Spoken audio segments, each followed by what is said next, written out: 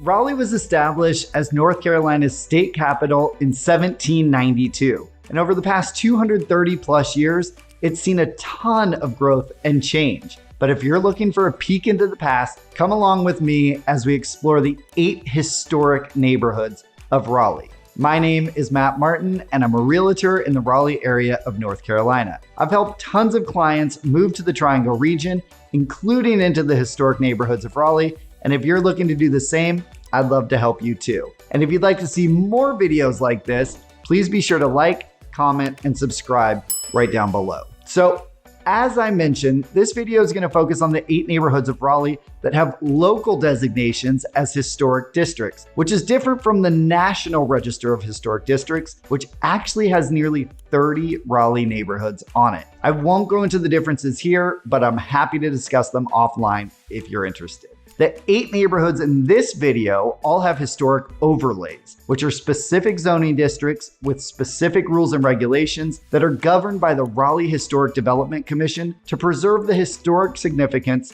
of the neighborhoods. We'll go into those later in the video. Now, on to the neighborhoods in alphabetical order. First up is the Blount Street Historic District, which consists of properties that were developed between the 1870s and 1910s. Some people say Blount, some say Blunt, and I'm part of the latter group. Between the Civil War and World War I, this was the most fashionable neighborhood of Raleigh, and it's known for its stately Victorian, Second Empire, and Queen Anne homes that were originally built by industrialists and railroad executives. The neighborhood's distinction was only heightened by the decision to build the governor's mansion there, which is a stunning example of Queen Anne architecture. You can't get much closer to downtown Raleigh than this neighborhood, so it's great if you're looking for a mix of history and urban access. As newer neighborhoods started to pop up around Raleigh in the early 1900s, Blount Street started to lose its appeal, and by the 1960s and 70s, the government started to acquire many of the homes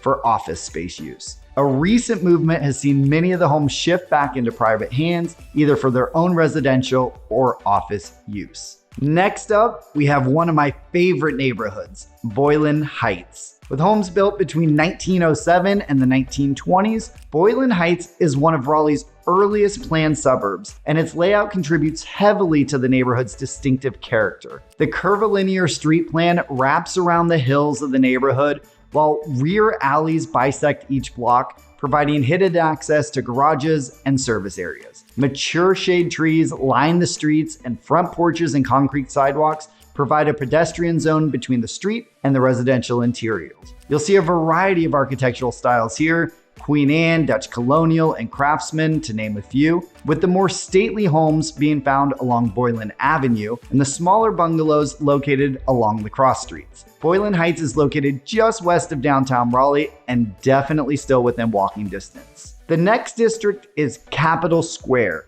which is primarily a commercial district, but it does have a few residences. It's located just south of Blount Street and brings you into downtown Raleigh. And its most notable buildings include the Greek Revival Capitol Building, the Richard B. Haywood House, Christ Church and First Baptist Church, and the Raleigh Water Tower. This is the governmental and institutional heart of Raleigh. Next up, we have Glenwood-Brooklyn, which was one of the first communities established outside of the original city borders from 1907 into the 1940s and 50s. It's located on either side of Glenwood, stretching from Peace Street to Wade Avenue, which was no coincidence. Raleigh used to have a streetcar that ran along Glenwood Avenue, and one of the developers of Glenwood-Brooklyn was a trial lawyer with strong ties to the owners of the streetcar system. Glenwood-Brooklyn features a mix of Queen Anne homes and Craftsman bungalows, with the homes west of Glenwood, the Brooklyn side, tending to be smaller and less ornate,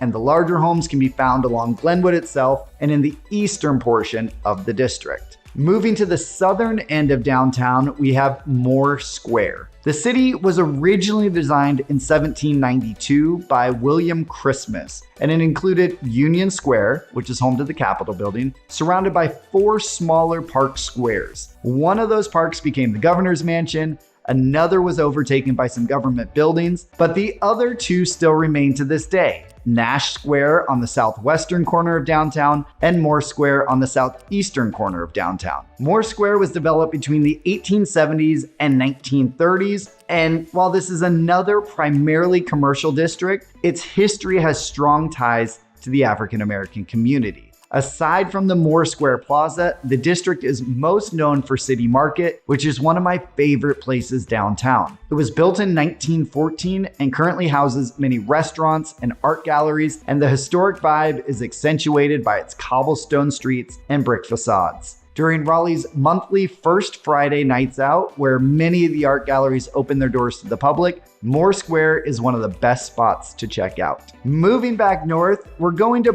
probably the most famous of Raleigh's historic districts, Oakwood. Developed between the 1880s and 1930s, Oakwood is a primarily residential neighborhood that's known for its variety of architecture, from Queen Anne to Second Empire to craftsman bungalows, and its convenient access to the restaurants, bars, and coffee shops in downtown and along Person Street. It was established as the middle-class neighbor of the ritzier Blount Street, but today it's one of the most sought-after neighborhoods inside the Beltline. Homes here don't go on the market very often, only about one a month, and they're grabbed up quickly.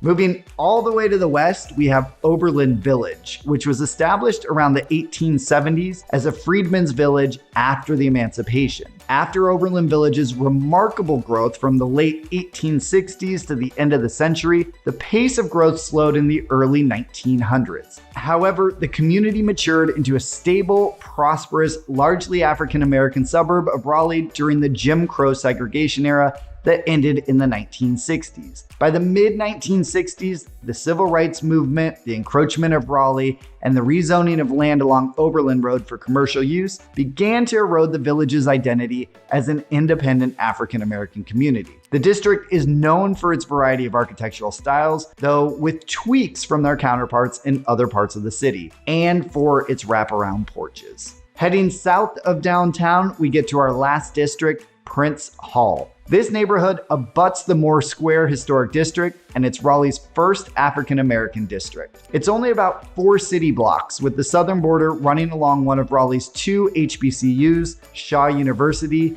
and it includes multiple landmark buildings, including the Prince Hall Masonic Temple and Tupper Memorial Baptist Church. One of the district's largest original residential buildings, the landmarked Rogers Bagley Daniels Pegues House, was purchased by Shaw University and is now used for office space. So those are the 8 historic districts of Raleigh. And while there are obviously pros to these neighborhoods, namely the preservation of history, architecture, and tradition, there are some cons to buying in an historic overlay district. The goal of these districts is to preserve the neighborhood's character, so it can be extremely difficult and sometimes even impossible to make certain changes to your home. Of course, this applies to major exterior changes like additions or even paint color, but a certificate of appropriateness, or COA, is also required for some things you might not have thought of. For example, if you have drafty single pane windows from the early 1900s, the district overlay rules may require that you repair the windows